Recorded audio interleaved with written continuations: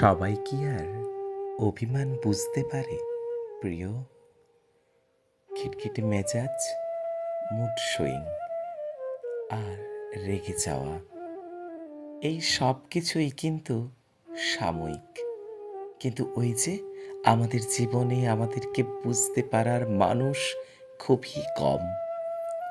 তাই তো আমাদের সাময়িক এই রোগ আর খিটখিটে মেজাজকে সহ্য করে কাছে আঁকড়ে রাখার বদলে তৈরি করে দূরত্ব, রাগ আর অভিমান।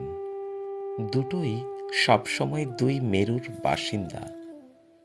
তবুও কখনো কখনো আমাদের কাছের লোকেরাই অভিমানকে রাগ ভেবে ভুল করে।